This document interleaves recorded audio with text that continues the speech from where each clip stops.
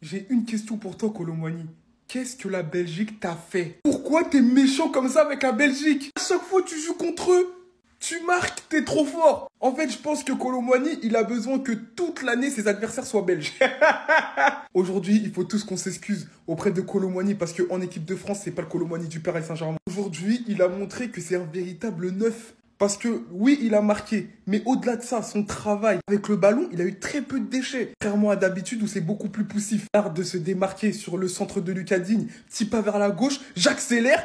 Sur l'accélération, on sait que Colomwani il est imbattable. Détente, tête, but. Non, Colomwani, il faut que tu sois comme ça au Paris Saint-Germain. Luis Enrique va demander à Deschamps. Demande à Deschamps des conseils comment tirer le meilleur de Colomwani. Parce que ce soir... Qui peut parler avec lui? Ce soir, il n'y a absolument rien à dire, homme du match. Et je pense que c'est pour ça que Deschamps continue à le sélectionner. Parce qu'en équipe de France, c'est pas le même qu'au Paris Saint-Germain. Il a cette confiance qu'il n'a pas au Paris Saint-Germain. Et je pense que là, ça prouve qu'il peut. Il peut être largement meilleur. Mais Colomwani, on t'aime tous. On te critique, on te tchatche, on te chamaille, on t'aime bien. Mais on sait que tu peux réussir. Tu peux réussir. Meilleur buteur des Bleus en 2024. Et ça ment pas. Les hommes mentent, mais pas les chiffres. Pense sérieusement qu'on est sur la stat avec le plus d'aura qui puisse exister. Ça sert à rien de parler. Il a réussi à avoir son nom auprès de cette action légendaire, auprès du grand Zizou. Et vous êtes encore là à essayer de débattre? Ouais, c'est un athlète, il est pas au niveau, il a rien d'un footballeur. Jusqu'à où, en fait, cette communauté française va être aussi ingrate? On voit avec Kylian Mbappé. Aujourd'hui, il stoppe clair et net une action où la Belgique pouvait égaliser. Celui-ci n'avait pas le choix suite au mauvais positionnement de William Saliba. Et au lieu de ça, on lui cherche des défauts. C'est le pire capitaine de l'histoire. Et j'en passe vraiment des mots. Il perd littéralement 0 ballon de tout le match. C'est le seul joueur qui nous permet un minimum d'avoir du contrôle. Qui ne certes possède pas le meilleur jeu footballistique, le plus technique, mais très important dans le jeu. Et il suffit de le voir pour comprendre. Aujourd'hui, en tant que capitaine, il fait cette intervention. Il prend rouge, il se sacrifie. Il permet à son équipe de rester debout au lieu de finir sur un match nul. Et on trouve encore le moyen de l'allumer. Mais pourquoi on est comme ça? Mais pourquoi la France est comme ça? Pourquoi nous les supporters on est comme ça? Des fois j'ai vraiment l'impression qu'on ne mérite pas nos joueurs. C'est trop une dinguerie. Remercie-le juste. C'est tout. Ils sont pas capables de nous battre en fait. Peu importe si on met les titulaires, si on met les remplaçants, si on met les U21, si on met le Banks de foot et la New Team. Peu importe qui on met en face de la Belgique. Chez eux, chez nous, dans le five, où vous voulez. Ils sont juste incapables de nous battre, mesquins. C'est à chaque fois la même chose. Ils commencent le match déterminés. Ils mettent la pression. Ils sont à ça de marquer un but et ils encaissent. Non, sérieusement, moi je comprends pas. Soit c'est Pogba, il a envoyé un sort. La Belgique, ils vont plus jamais battre l'équipe de France. Soit ils sont maudits. Bref, en fait, chez App, ce soir, les Belges, ils étaient même pas mauvais. Bon, on a quand même un gros Mike Maignan qui sort 2-3 parades. Ils sont même pas tombés sur Saliba Prime ce soir. Konaté au rendez-vous. Lucas Digne qui s'est fait mélanger. Moi, je l'aime beaucoup, Lucas Digne. Mais j'espère que vous avez compris la performance de Jules Koundé. Tellement Koundé, il a traumatisé Doku, ils l'ont envoyé de l'autre côté. Tellement il est puissant. Regardez ce qu'il a fait à Lucas Digne ce soir, mesquin. Il lui a arraché son short, sans consentement. Mais score final, 2-1. Voilà, ça bouge pas en fait. C'est un France-Belgique. Dites-vous qu'il y a un univers où Colomwani il est ballon d'or. Un univers où Colomwani affronterait que la Belgique à chaque match, il serait ballon d'or, je vous l'assure. 4 buts en 3 matchs pour Colomwani face à la Belgique en 2024. Je crois bien qu'à l'heure actuelle, c'est l'homme le plus craint de leur pays. L'équipe de France qui va les gagner en Belgique pour le compte de la Nations League, 2-1, les gars, franchement, ça change pas trop d'habitude. Hein. On leur a donné un penalty, Tillmans, il l'a raté. Sans poser la question, la Belgique, en fait, on doit faire quoi pour vous laisser gagner? Qu'est-ce qu'on doit faire, mettre des buts contre notre camp? Et si là, la Belgique, vous vous permettez de louper, évidemment, il y a l'inévitable, il est là. Hein. Un but sur penalty d'abord avec une main flagrante, puis double la mise sur une super tête décroisée. Franchement, il est méconnaissable. Hein. Mais bon, en équipe de France, il est intraitable. Limite incriticable. Et dans ce match, Chouameni aura même pris un carton rouge. Mais bon, ça n'aura pas suffi pour que les Belges puissent ne serait-ce qu'égaliser. Alors c'est le premier capitaine depuis Zidane en 2006 qui se fait expulser. C'est une dinguerie. Et le dernier joueur de l'équipe de France à avoir pris un carton rouge, c'était Koundé en 2021. Pour vous dire à quel point ça remonte. Derrière ce Twitter, ils ont mis ça. Devinez c'est quel joueur. Et c'est une dinguerie de mettre un ballon, un sac, une brosse pour les cheveux et de ressembler à Chouameni. Et c'est trop une dinguerie. Ah, pas marre? Vous en avez pas marre, les Belges? De tout le temps vous faire gifler par le même Hops? Que ce soit en Ligue des Nations, vous y arrivez pas. À l'Euro, vous y arrivez pas. À la Coupe du Monde, même avec votre meilleure équipe, vous y arrivez pas. Même à 10 contre 11, vous y arrivez pas. Votre bête noire, elle s'appelle Colomwani. Vous êtes nuls à chier. C'est pas croyable. Tout le temps, c'est plus rigolo les gars. Enrique, un 9 quand c'est en confiance, ça marque. Un 9 quand il a des centres, ça marque. T'as vu, au lieu de le faire sortir à la 45e, au lieu de laisser le moisi Lara Fabian, de tuer en confiance, regarde ce qu'il fait avec l'équipe de France. C'est le meilleur buteur de l'équipe de France en l'année 2024. Enrique, t'en penses quoi? En fait, je sais pas si c'est Aurélien Tchouaméni aujourd'hui ou c'est SDM 100-8. La rue, c'est ma femme, moi je suis son mari. Aurélien Tchouaméni. Est-ce que les Madrilènes, est-ce qu'ils jouent pareil à Madrid? Pourquoi ils jouent tout le temps vers l'arrière? C'est quoi cette faute? Qu'est-ce qui t'arrive? Qu'est-ce qui va pas? Kamavinga, il est tellement meilleur que toi. Tellement meilleur que toi, mais à des années-lumière, les frères. Comme à chaque fin de rencontre contre la Belgique. Toujours cette image. Toujours aussi réelle. Le petit qu'on appelle la Belgique, que t'as tabassé, il va jamais rien faire. C'est triste, c'est affligeant. Mais la Belgique, vraiment, ce pays-là, j'ai comme l'impression qu'ils n'aiment pas gagner. Ça fait combien de matchs là vous vous faites goumer par l'équipe de France? Même quand on vous donne des pénaltys, vous voulez pas. Bizarrement, depuis un moment, Colomoni est devenu leur bête noire. Vous êtes sérieux à vous? Colomoni devient votre bête noire à vous? Le gars qui est avec l'équipe de France est complètement muet, mais avec l'équipe de France, il suffit seulement de mettre Belgique devant. Tu vas voir. Doublé pour lui aujourd'hui. En plus de ça, il est désormais à 7 buts avec l'équipe de France. Même si c'est pas des stats de malade, faut quand même reconnaître qu'aujourd'hui, c'était le meilleur sur le terrain. Il a joué son rôle de neuf à la perfection. Je trouve même qu'il aurait pu mieux faire si seulement Ousmane Dembélé n'avait pas été égoïste. Parce que oui, les amis, Ousmane Dembélé aujourd'hui, j'ai pas compris, le gars il était trop solitaire. Cependant, même si t'es solitaire, au moins les tirs que tu fais, faut cadrer. Mais à chaque fois qu'il tirait, les amis, il allait déranger Thomas Pesquet. A toujours été son problème à lui. Franchement, j'ai comme l'impression qu'il va jamais changer. Et avec ça, on a Kessié qui ose dire en interview que Ousmane Dembélé est le joueur ayant le plus gros QI avec lequel il a joué. Kessié, monte doucement s'il te plaît. Franchement, monte doucement. Peut-être que tu parles du kiwi, le fruit. Et kiwi footballistique, là, on te croit pas. Aurélien Tchouaméni aujourd'hui, malheureusement pour lui, il prend un carton rouge, double carton jaune. Je l'ai pas trouvé terrible. Quand je dis la vérité, je l'ai pas trouvé terrible. De toute façon, l'équipe de France en général n'était pas au rendez-vous en première mi-temps. Surtout, franchement, on s'est fait dominer comme pas possible. Saliba qui se fait torpiller par Openda. Regardez comment elle a glissé. Franchement, c'est une honte. Je pense que là, aujourd'hui, c'était son pire match avec l'équipe de France. Ça, c'est sûr et certain. Même Koné qui d'habitude m'impressionne, aujourd'hui, je l'ai trouvé moyen. Donc voilà, globalement, c'était compliqué. Il n'y a pas eu de jeu du tout. De toute façon, avec Deschamps, c'est comme ça depuis un moment. Lui, il est nul et lui, il est fort. Attendez, je la refais, peut-être que vous allez mieux comprendre. Lui, peu importe les matchs qu'il fait, bon comme mauvais, les gens ont aucune patience avec lui pour lui taper dessus et pour dire qu'il pue la merde. Et lui, peu importe les matchs qu'il fait, bon ou mauvais, les gens se mettront toujours d'accord pour dire « Oui, mais tu comprends pas en fait, il marque pas, mais il n'y a pas que les stats, il déstabilise le bloc. » Au bout d'un moment, allez, vous avez compris. Kolo Muani a déjà plus apporté en 5 matchs avec les Bleus. Culture de l'instant, il n'y a pas de souci. Depuis que Kolo Muani est arrivé en sélection, il a déjà fait tellement plus que Dembélé. Alors on lui a trouvé tous les surnoms du monde pour le discréditer. Je suis pas en train de vous dire que c'est le plus grand neuf de tous les temps. Je suis même pas en train de vous dire qu'il doit être indiscutable en bleu. Et je dis juste que Kolo Muani, on a la critique facile avec lui. Ce soir, il nous sort un match plein. Donc je demande pas grand chose. Si vous êtes là pour le critiquer quand il est pas bon, soyez là pour dire du bien sur Randal Kolo Muani quand il est bon. Faut juste être juste dans la vie. C'est tout. En fait, la Belgique, je sais pas. Je ne sais pas ce qu'il faut. Quand on est dans un jour sans, parce que là, c'est un jour sans. Vous n'arrivez pas à nous battre, carton rouge, Tchouaméni, vous n'arrivez pas à faire match nul. Parce qu'il faut dire ce qu'il y a, hein. Cette prestation de l'équipe de France, surtout la première mi-temps, parce qu'à la deuxième mi-temps, je pense que Deschamps, il a un peu secoué tout le monde. La première mi-temps, catastrophique. Déjà, on commence par la défense. Saliba, t'es mon gars, tu sais comment je t'aime. Tu sais, aujourd'hui, t'as été mauvais. Déjà, on va pas parler du crochet qu'Openda t'a mis. Aïe, aïe, aïe, Loïs, t'es méchant. Mais après, ils ont mis un peu trop d'eau sur la pelouse. T'as vu, il a glissé. Ils ont trop arrosé. On fait du ski nautique ou quoi? Non, je rigole. Il s'est fait foudroyer. Ça arrive à tout le monde. C'est sa première prestation en dessous depuis Saint-Etienne, je crois. Par contre, Lucas Digne, on va en parler quand? On a Ferland Mendy, titulaire, latéral gauche au Real Madrid. Il fait des saisons exceptionnelles. Et on continue à mettre Lucas Digne. Aujourd'hui, la seule chose positive qu'il a fait, c'est le centre. C'est le centre sur le but de Kolo Muani. Sinon, à part ça, tous ses centres, ils étaient ratés. Tous ses centres. Il a laissé des brèches à cause de lui. Konaté, Saliba, ils étaient beaucoup plus exposés qu'ils ne devaient l'être. Et ce que Doku lui a fait... Après, Doku, il est parti voir avec Koundé. Koundé, c'était beaucoup plus dur, mais ce qu'il t'a fait, il a montré dans toutes les écoles d'extinction des feux. Parce que là, il a éteint la lumière. Il t'a éteint. Aujourd'hui, au milieu de terrain, seule satisfaction.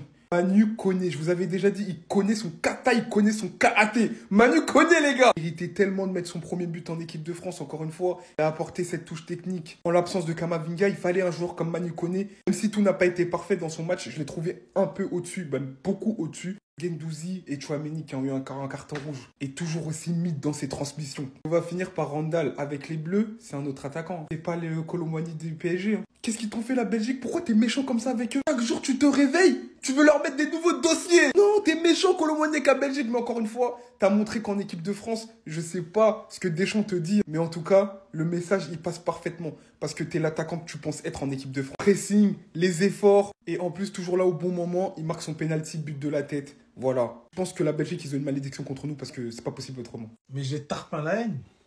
On a laissé partir Guendouzi, Matteo pour Geoffrey Kondogbia à l'Olympique de Marseille. Comment on a pu jeter ce mec dehors pour quelques millions d'euros, certes. Mais aujourd'hui, voilà, on voit ce qu'il apporte encore en équipe de France. Quel match XXL, il est partout. Hein, les haters qui se moquaient de ce mec. Guendouzi, c'est taille patron. Et sur les derniers matchs qu'il fait en équipe de France, c'est probant. Dans le jeu, c'est très bon. Il oriente à gauche, à droite. Il box to box. Il finit. C'est propre. Ça récupère des ballons. Ça gagne des mètres. Ça casse des lignes. Franchement, Guendouzi, incroyable. Guendouzi, incroyable. Et je suis désolé, en équipe de France, actuellement, il regarde dans les yeux Tchouaméni, Kamavinga, Manu Koné, les autres à son poste. Voilà. Il n'a rien à leur envier dans les performances. Il fait de très bons matchs. Et au final, il tire son épingle du jeu. Et dans le 4-3-3, quand ça veut voilà, mettre un milieu assez dense contre des équipes costauds, quand tu veux jouer avec des joueurs offensifs, peut-être tu vas mettre 4 joueurs offensifs et là, peut-être qu'il va être sur le banc. Mais quand tu veux densifier le milieu, ben, tu peux t'appuyer sur lui. Matteo Guendouzi. Randall Kolo Muani. Quel match! Quel match de Coco, mais quel match! Il m'a tellement fait plaisir ce soir. J'aime quand t'es comme ça, Coco, j'aime quand t'es comme ça. Clairement, les frères, match très complet de la part de Kolo Muani. Aussi bien dans l'effort, parce que vraiment, ce soir, un gros volume de jeu, j'ai trouvé. Pas mal d'efforts, les frères, vraiment très beau au pressing, au contre-pressing. Sur les retours défensifs, vraiment un très gros Kolo Muani. Mais surtout, un Kolo Muani buteur, et même doublement buteur. Et quand Kolo Muani stat, ça fait toujours plaisir. En équipe de France, on peut dire ce qu'on veut, mais il est vraiment bon. Il est vraiment bon. Double sort de Kolo Muani, le premier sur un penalty, les frères, obtenu par Bradley Barcola. Penalty magnifiquement transformé, contre-pied parfait, sang froid impeccable. Et enfin, les frères, le second sur une tête, on le sait, le jet de tête de Kolo Muani est très bon, les frères. Un centre parfait de Lucas Jean, repris de la tête par Coco. Encore une fois, à contre-pied. J'avais perdu le mot, à contre-pied, les frères. Magnifique match de la part de Kolo Muani. J'ai dit Kolo Muani? Et on espère vraiment que ça aidera à prendre confiance pour jouer au Paris Saint-Germain. Vraiment, pitié. Garde ce niveau de là au PSG, s'il te plaît. Stop. Mettez-moi au Élysée. Cherki, je sais pas. Donnez la chance à quelqu'un qui le mérite.